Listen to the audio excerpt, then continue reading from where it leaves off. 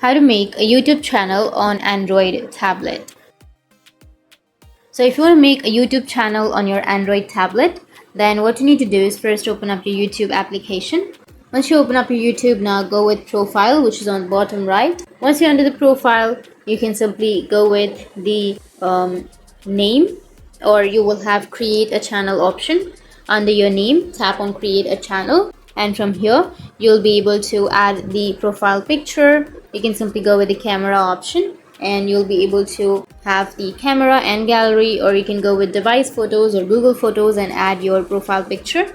Go with your name. You can go with the pencil shaped icon, which is on the right side, so that you can change your name if you don't like that name. And you can also go with your handle.